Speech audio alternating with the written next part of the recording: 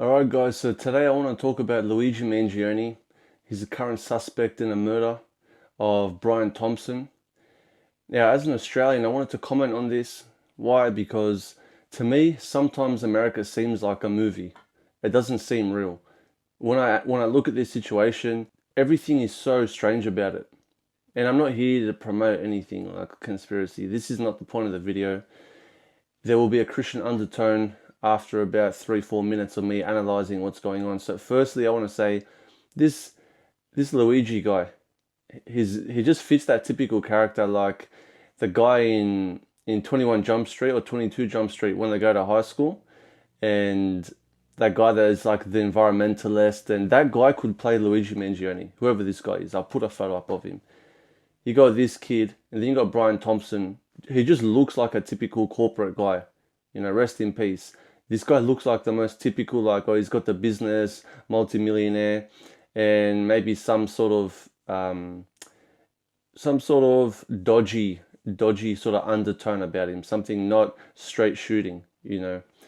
And then you got the cop that arrested him. It was like less than 1 year in the job. He looked like a typical rookie that I see in every American movie, and he's getting congratulated over FaceTime by, I think, some mayor in New York. Hey, Tyler. I guess we found your guy. Yes, we as New Yorkers, we appreciate it. And you just did a great job, heads up policing. You took a dangerous person off the street. We thank you so much. Something like, everything about it is just, for me as an Australian observing, it's like out of a movie, What I want to talk about is, let's just discuss the whole situation. Now we have a young guy in his mid-20s. He's an activist. He's a socialist. He's left-wing. People on Instagram were explaining this situation to me. Thank you guys. Thank you so much. This one person especially, you helped me a lot, like just understand the situation at hand.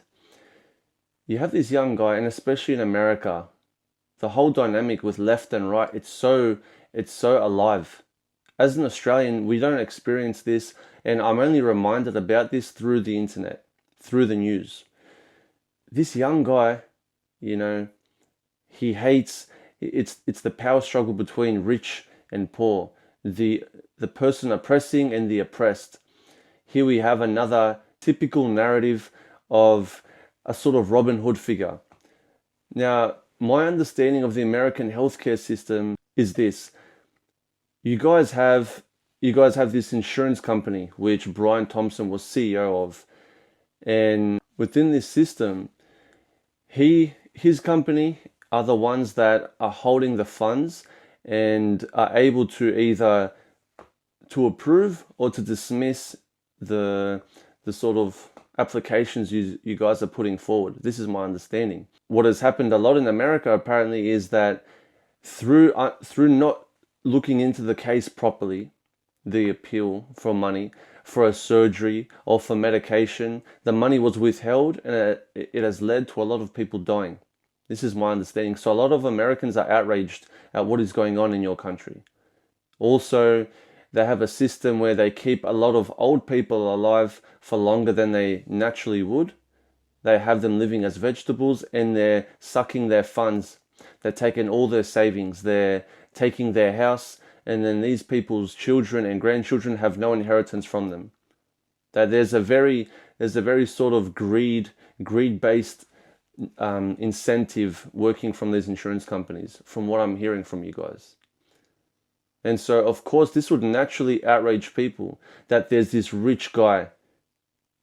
He's got more money than he can use, and he's sucking the life out of all these people. He's got a system that is unjust, and that it has led to a lot of people not getting the money that they need, and to them dying, not getting the medication, not getting the surgery. And to top it off, I've heard that he's using an AI system.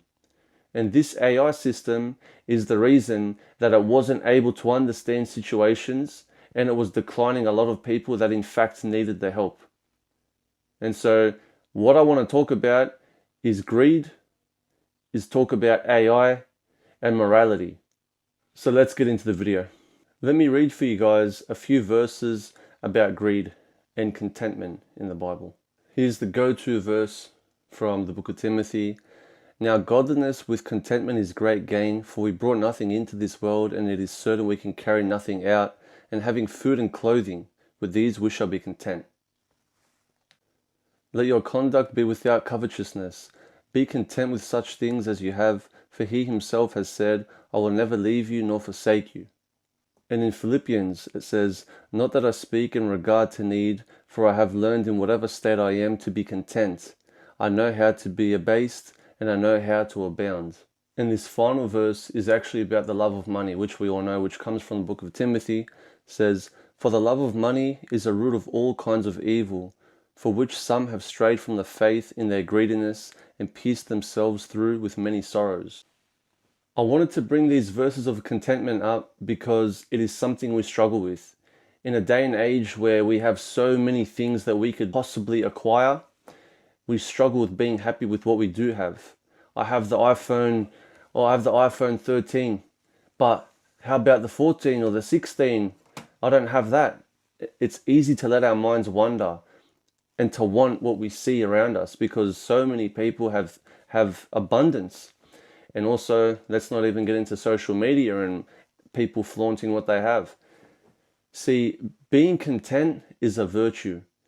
Being able to have what you need and to be grateful, thankful to the Lord for supplying you with what you need, that is a virtue to acquire. So I hope we can acquire this so we're not always looking around at other people, that in whatever season in life we're in, we're happy.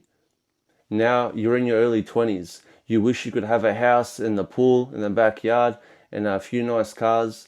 But by the time you perhaps acquire these things, you'll be upset you don't have your youth, your health, how you used to move and perform in sports. So there's always a time where you can be wanting something you don't have, but the worst version of it is looking back and realizing you didn't appreciate what you had. And of course, the love of money being the root of all evil, this is so typical. It is so typical that people acquire a little bit of money. We finish our degree, we get a job, we move up the ranks, we start to get more and more. And this love of money, this seeking after money is what blinds us. It is what leads us to do unfathomable things. See, the verse that I read to you guys, it says that a lot of people had strayed from the faith due to the love of money. Even back then, 2,000 years ago. It's always been a problem in the human heart, the love of money. Why I'm bringing all these things up? It's because people like Brian Thompson, people that own these big companies, have the propensity to become greedy. I don't know Brian Thompson. The first time I heard about him was yesterday. I'm not making any sort of judgment call. But I'm saying that people who are in these positions, whoever it is, we can fall into the trap of becoming greedy and saying, my turnover is 150 million a year, but if I replace these receptionists with an AI system, or maybe not replace them, but instead of them working 5 days a week, I'm going to give them 2 days a week and the other 3, the AI will do the work. Whatever method we're using to replace humans with technology. For what? For a bit of extra money. Now some people will say, yeah, but it's smart, it's this and that. We have to look at our actions and see how they're affecting other people, not just our own pockets. Brian Thompson and his family, I looked it up, he's worth $43 million. If he has 43 million or he's got 70 million, is it going to change his life? It's not going to change anything. But those receptionists, those people in tech doing the emails, the people that are losing their 50K salary that can't afford their house, this is a big deal for them, not a big deal for these corporate giants. Now, I'm not sitting here as an Orthodox Christian and somehow justifying what this accused murderer has done. Of course not. This is a typical move of the devil to try to involve our feelings and justify sin, whatever it may be. But for this specific situation, it is indeed murder. He wants us to be like, yeah, but that guy deserved it. And apparently online, I'm not seeing it because I don't follow anyone, But apparently online, a lot of the youth are hailing this guy as a hero. They're in support of what he has done, a type of Robin Hood for them. But for us Christians, we would say, let the Lord take vengeance on those who we believe are being unjust to the people around them. There are warnings throughout Scripture, to the masters how they're meant to treat their slaves. They're not meant to oppress them because you have a master in heaven. But it doesn't say to the to the slave or to the worker, go beat your master and shoot him if he's treating you unjustly. No, we need to bear all things just as Christ bore all things. Of course, there is ways of dealing with this, political change and putting in whatever sort of policies. Sure, that's the way to go about it. But we shouldn't be so easily swayed by our emotions. It is much better to take a deep breath, to think about it from a biblical view, not from our emotional view, and then to speak. Or it's better just not to speak and not to act, because out of emotions, not many good things come. So yeah, I do think people like Brian Thompson, people that are scamming Americans, people that are making people's lives harder, people that are taking away jobs just to make a corporation an extra million, an extra 20 million, whatever it is, whatever sort of profit they're increasing. For me, this is the love of money. This is where it's coming from. It's not coming out of anything else. I don't care what anyone says. If anyone's like, nah, but it's smart, you got to be business minded. What is business minded? Where is that verse in the Bible to be business minded? Where does it teach us in the Bible to take advantage of people? Like if someone's salary is meant to be 50,000 a year, but there's a business way of making it lower, you're going to do that for your own gain. Or you're going to lie to yourself and be like, if I make more money for myself, I can donate. Like, don't lie. This is all deception. People that are doing these things are doing it out of the love of money, out of greed, out of not being content with what they have. But just like the rich man and Lazarus, they're going to have to answer before God for what they've done. The rich man, he had his pleasures here on earth. These people have their pleasures here on earth. But to those of us who are like Lazarus, those of us who are suffering, we will get our consolation in the next life. Look guys, this video wasn't about spurring people on to hate rich people, because Lazarus was in the bosom of who? Abraham. Was Abraham a poor man? Was Abraham not a ruler?